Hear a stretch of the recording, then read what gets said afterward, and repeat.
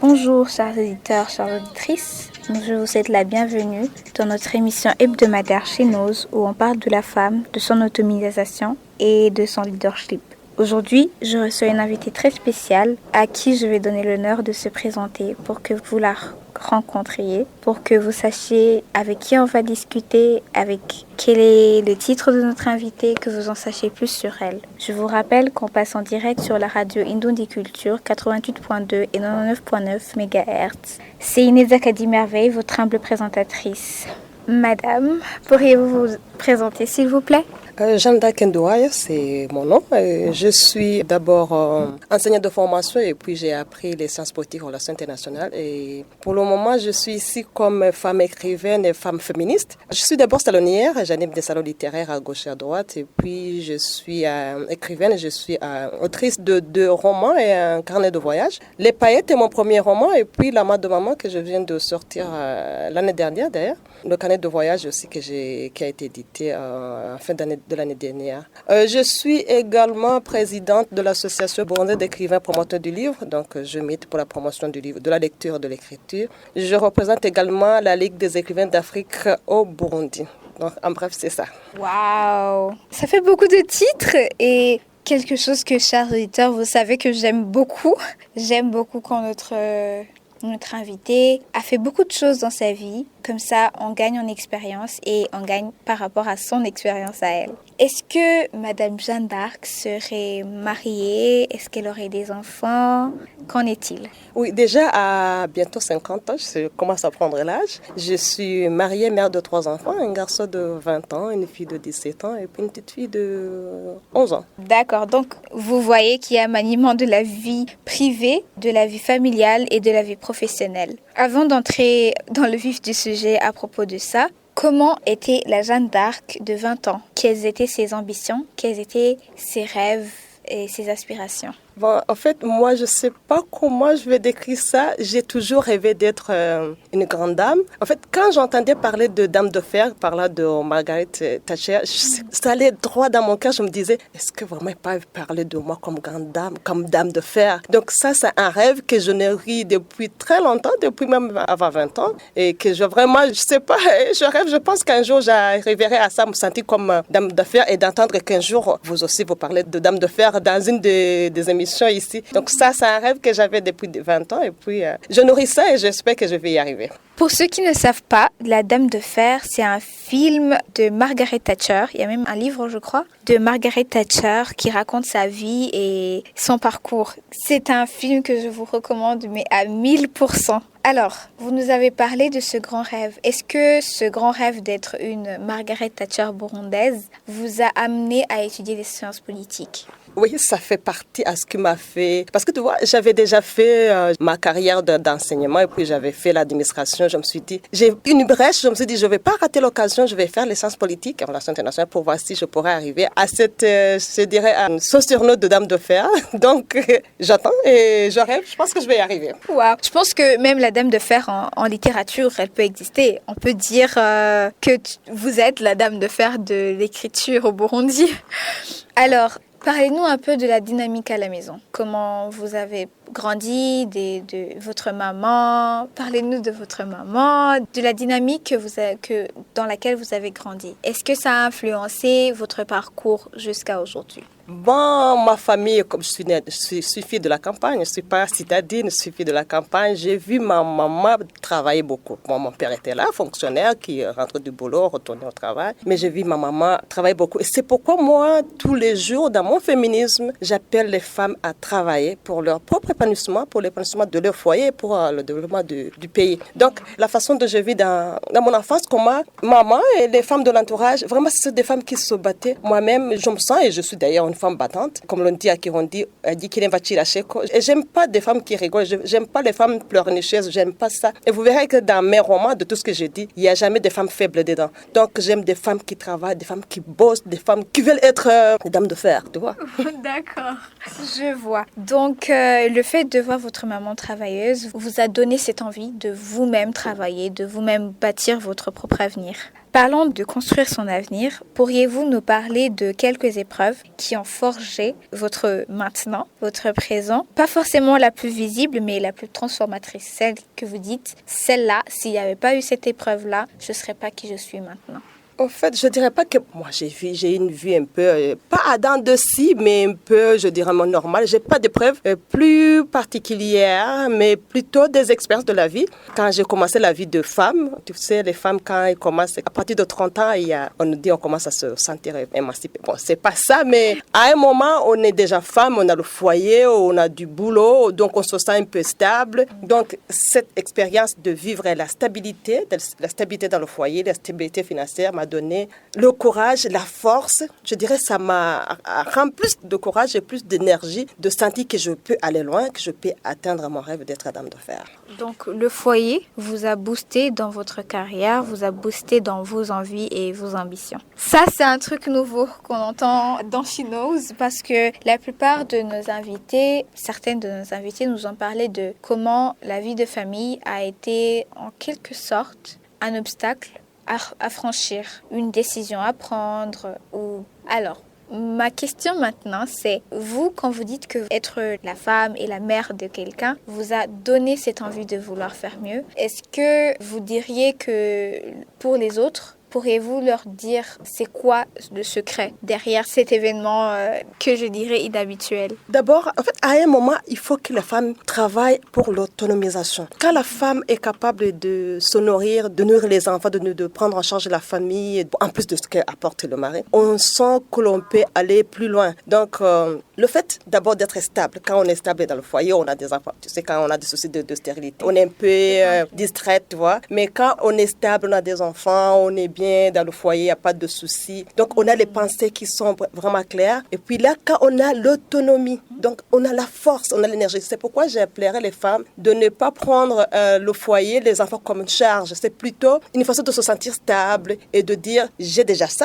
donc il faut que je fasse autre chose. D'accord, donc être rempli dans un domaine t'a donné la soif de te remplir dans un autre et de te relever. D'accord. Par rapport à ce dont on a parlé, vous avez dit que vous étiez écrivaine et représentante d'associations variées. Parlez-nous de cette carrière-là. Parce que de la science politique à l'écriture, de romans en plus, il y a un gap. Alors, c'était quoi le déclic qui vous a poussé à aller dans l'écriture? Très facile. D'abord, moi, j'aime la lecture. Et puis, je lisais des livres à gauche, à droite. Mais il y a eu un moment, tu sais, tu peux avoir des idées, mais il y a quelque chose qui te relance comme ça. Donc, je lisais Chimamanda Ngozi Adichie. J'ai beaucoup aimé son livre. C'était un peu politique. Il parlait de la guerre de Biafra, la guerre de sécession de Biafra. J'ai vraiment beaucoup aimé. Tu sais, quand on prend le livre, on regarde le titre et puis on regarde le résumé du dos du livre. Yeah. Et puis là, j'ai lu le livre. Je me suis sentie bien comment ça s'est passé avec la guerre de Biafra, comment les tueries, les assassinats qui étaient là, j'ai tout observé. C'est comme si j'étais sur place, c'est comme si j'étais avec elle, avec les gens qui menaient des réunions de sécession, tu vois. Et puis,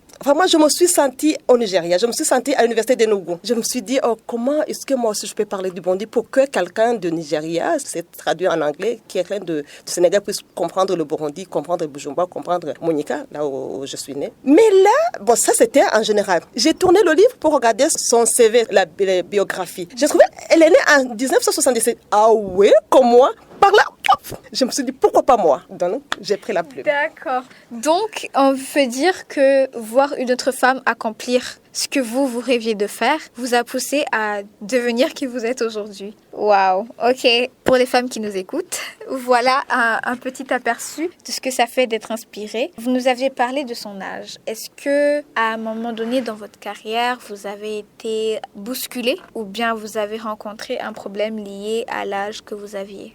Non. Par ailleurs, jusqu'à aujourd'hui, moi, j'ai pas de souci d'âge. Il y a des femmes qui cachent leur âge. Moi, donc, je dis bientôt, l'année prochaine, j'aurai 50 ans. Donc, même quand j'étais petite, surtout quand j'étais à l'école secondaire, je me trouvais comme si j'étais un peu la cadette parce que les autres étaient, à l'époque, c'était pas facile de réussir au concours national, des gens qui avaient doublé, redoublé, triplé. Et puis, j'étais un peu la quatrième. Mais ça ne me dérange pas. Puis, pour le moment, bon, je suis vieille, mais moi, je me sens jeune. Donc, l'âge ne me dérange pas. L'âge n'est pas du tout un souci. Et je dirais aux femmes, il ne faut pas avoir peur ou avoir quelque chose d'inquiétude sur l'âge. Il faut se sentir toujours dynamique, même avec 10 enfants, même avec à 60 ans, il faut se sentir dynamique. Le dynamisme ne vient pas de soi, c'est pas seulement, tu sais, pour être dynamique, il faut aussi être dynamique physiquement. Il faut aimer le sport, il faut aimer rire, il faut donc des trucs comme ça te rappelle, même le cerveau reste dynamique. Donc là, tu peux accomplir tout sans avoir peur de ton âge, de cheveux blancs, de tes rides. Oh, ça répond direct à ma question parce que j'ai des amis qui me disent non mais moi j'ai plus l'âge de faire ça, j'ai plus l'âge de courir après telle opportunité ou telle opportunité. Ça, c'est une réponse que non. Avant de passer à notre prochaine question, quel âge avez-vous quand vous avez quand vous avez lancé votre premier roman? Ah oui, là c'était en 2005. Je suis née en 1977, tu peux faire les calculs. Je suis là-dedans. Donc je suis née en 1977, c'est en 2020 que j'ai fait le premier roman, donc j'avais 43 ans si je ne me trompe pas. Est-ce qu'il y a eu des commentaires négatifs vous disant mais pourquoi t'as plus l'âge de faire ça, laisse ça aux jeunes ou quoi que ce soit? Est-ce qu'il y a eu ces commentaires-là et comment avez-vous réagi par rapport à ces commentaires? C'est pas plutôt le commentaire par rapport à l'âge, c'est plutôt le commentaire par rapport au genre femme. Donc, écrire, c'est parler au grand public. Donc, quand tu écris, c'est comme si tu prends le micro au stade. C'est pas une chose qui est appropriée à la femme burundaise parce que donc, il faut rester là derrière, il faut applaudir quand les hommes parlent. Tu as déjà remarqué que même pour les fêtes en famille, même pour le baptême d'un enfant, quand ton mari n'est pas là, tu dois chercher quelqu'un qui doit parler pour toi, un oncle, quelqu'un d'autre. Donc, comme si on n'a pas ce droit. Donc, quand j'ai pris la plume, j'ai parlé de trucs de féminisme. Les gens d'abord, et d'ailleurs, les femmes me disent, elle est tout là où elle va pleurer. C'est sûr que c'est elle parle d'elle-même. Je me suis dit, non, pour les critiques, c'est normal. Quand on a écrit, il faut que ça soit critiqué. Sinon, ça ne sera pas intéressé. Donc, c'est intéressant quand c'est critiqué. D'accord. Ouais, c'est ça. Donc, vous dites, les critiques, c'est une bonne chose. Ça veut dire que les gens lisent ils sont en train de lire votre publication. D'accord. J'admets que ça, là, je vais garder dans un petit carnet. Je vais le prendre comme une motivation personnelle. On dit, les critiques nous piquent, mais nous amènent à nous corriger. S'il y a un truc, si nous critiquent d'une façon constructive, c'est bon. La critique vous encourage, que ce n'est pas une chose à devoir corriger, mais qui vous renforce d'ailleurs.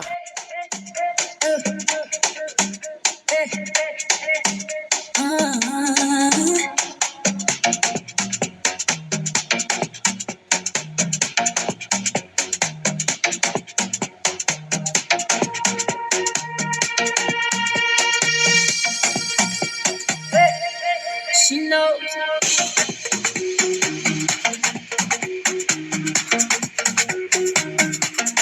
Program by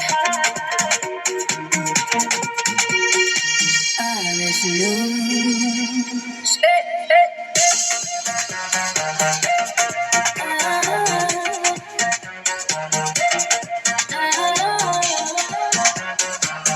Parlons maintenant de votre parcours en tant que femme mariée, femme avec des enfants. Fonctionnaire. Et femme fonctionnaire, dirigeant des associations.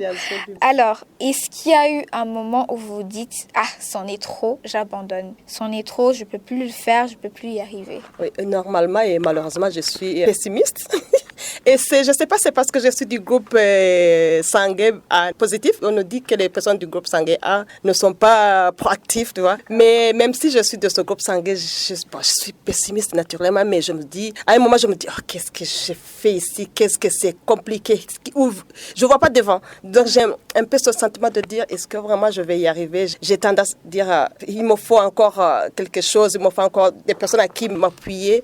Mais je me lance parce que j'ai cette envie d'aller loin, cette envie, je place toujours la barre plus haut. Donc, même si j'ai ce sentiment de pessimisme qui est naturel à moi, et même si je trouve que je suis dans des trucs qui sont vraiment trop, mais à un moment, je me dis, je dois aller là, loin. D'accord. Est-ce qu'il y a eu, je dirais, un moteur ou bien une circonstance qui vous a encouragé à vous dire, même si c'est dur, même si je ne vois pas où je vais, même si je suis pessimiste, quand il y a des moments de pessimisme, les doutes commencent à être nombreux, Est-ce qu'il y a eu ce facteur qui vous a poussé à démarcher ce problème? C'est que même quand je suis dans des situations pareilles de pessimisme où j'ai tendance à me décourager, je sais que si Margaret Thatcher a été une dame de fer, elle doit avoir beaucoup travaillé parmi ces hommes-là. Et depuis 2005, tu vois, il y a eu Angela Merkel, la chancelière allemande. En tout cas, avoir dirigé son parti politique devant ces hommes-là, conservateurs, ça doit être une femme qui doit avoir rencontré des soucis. Je me suis dit, ce sont ces soucis, ce sont ces embûches qui nous permettent de nous renforcer. Donc,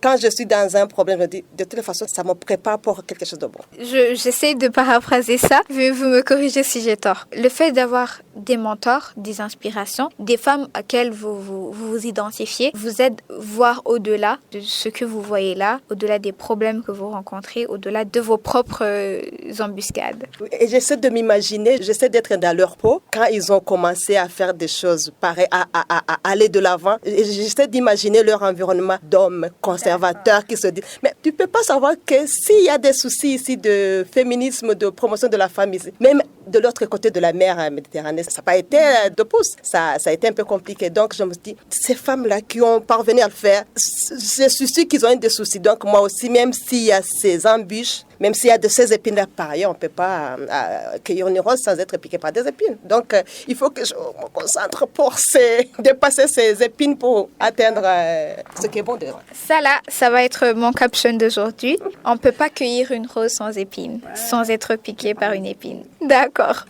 On vient de parler de femmes comme Angela Merkel, comme Margaret Thatcher et vous-même. En une phrase ou bien en un mot, que diriez-vous? Quelle est la force d'une femme? Quelle est cette chose qui rend la femme puissante? Quelle est la vraie puissance de la femme? D'abord, c'est sa façon d'être multiservice. Elle peut en même temps gérer le foyer, gérer le boulot, gérer ses vies associatives, donc en même temps, sans que rien ne soit n'ait de soucis. Et puis la femme, cette façon de prendre une décision bien pesée. C'est pas comme les hommes. La femme anticipe les conséquences. C'est pas par peur, mais c'est plutôt par prudence. Donc c'est pourquoi ces femmes-là, que ce soit ces femmes-là, que toutes les femmes ont la possibilité d'être fortes parce que la femme pèse ses décisions, anticipe les conséquences. Il y a des décisions qui sont prises par les hommes que les femmes ne peuvent pas prendre parce qu'ils voient devant ce qui est là. Et puis la femme peut gérer des multiples choses en même temps et c'est ça notre force, c'est ça notre puissance. D'accord, la multitâche, ça c'est notre force, d'accord. On a parlé de votre carrière, je dirais, dans la fonction publique. Il y a...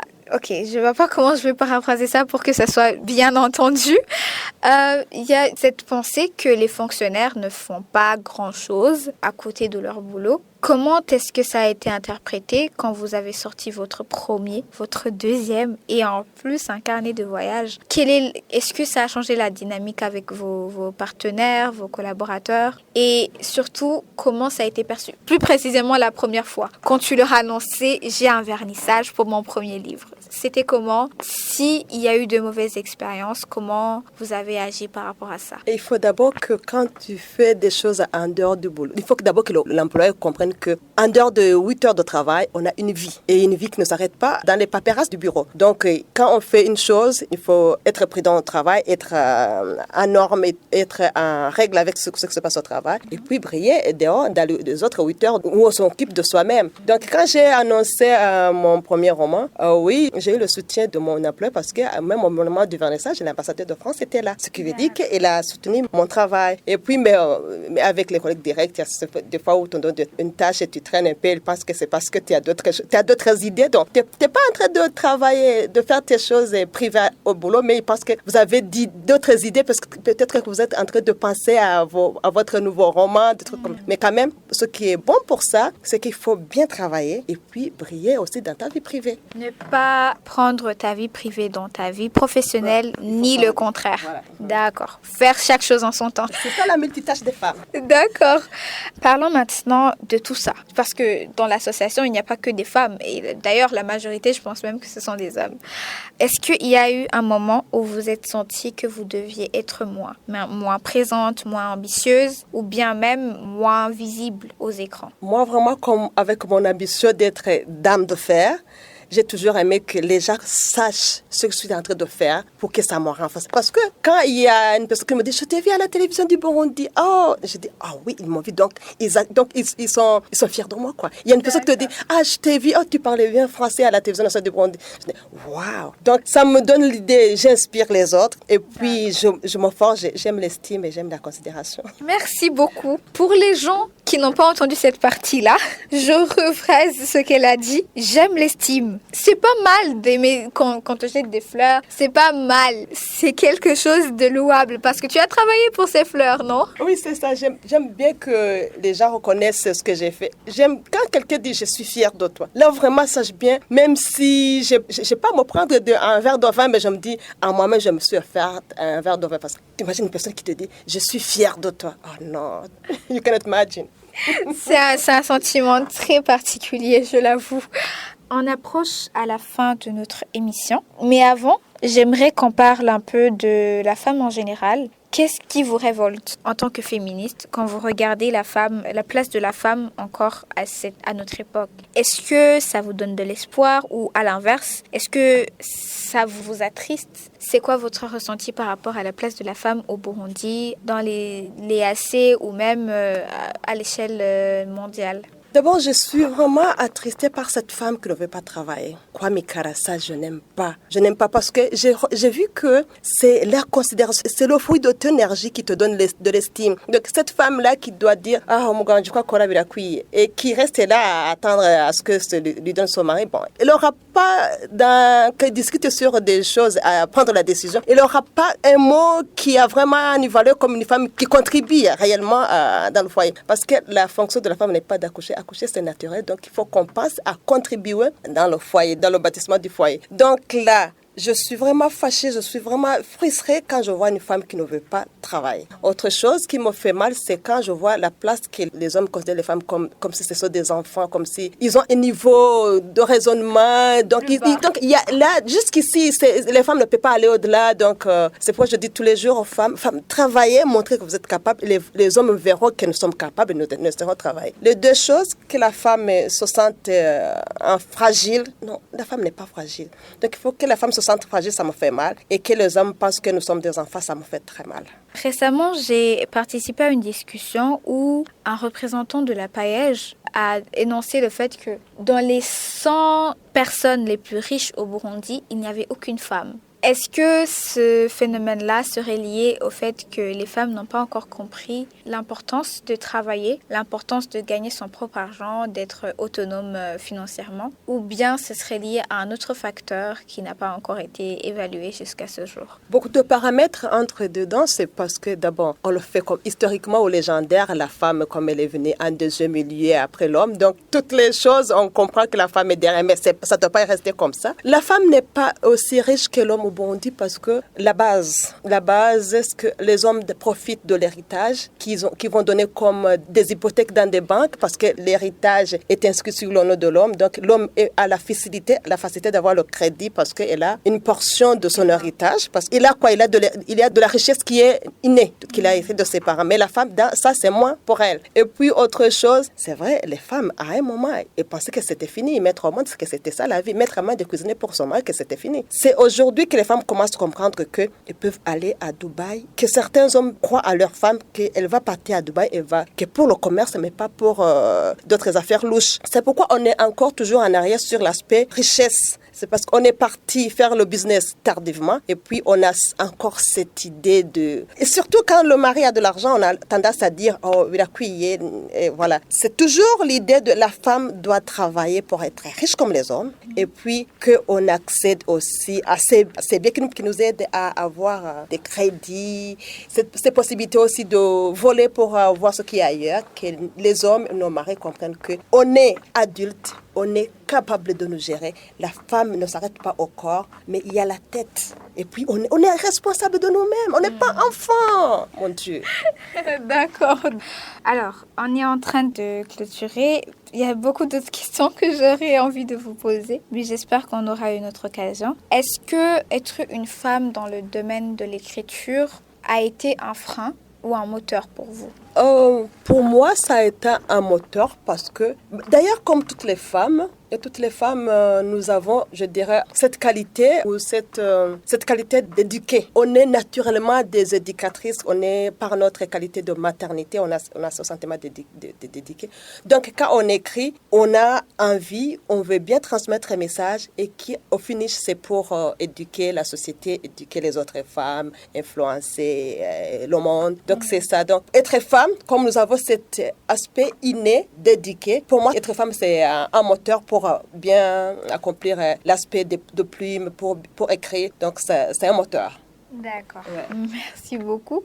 Pour finir, quel est le message que vous aimeriez que les jeunes filles entendent le plus souvent et quel est le message que vous aimeriez leur transmettre à celles qui hésitent encore à se lancer, à celles qui ne savent pas encore où aller ou à celles qui veulent suivre votre parcours, qui veulent suivre ce que vous faites? D'abord, à toutes les filles, les jeunes filles qui bientôt seront femmes, je leur dis de travailler, aimer travailler. C'est ça qui vous donnera la valeur. C'est pas seulement le miroir qui vous donnera la valeur, plutôt le fruit de votre travail. Et puis pour le secteur du livre où je suis pour le moment, faut pas avoir peur. C'est possible, je l'ai fait. Vous aussi, vous le ferez. Je vous encourage.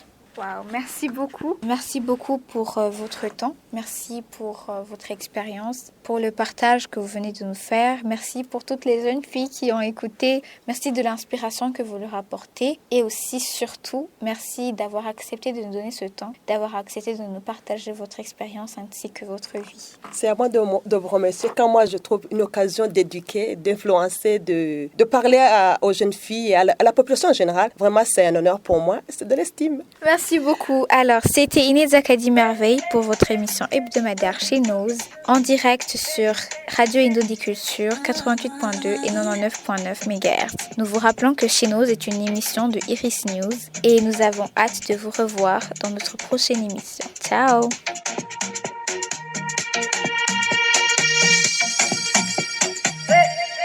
She knows.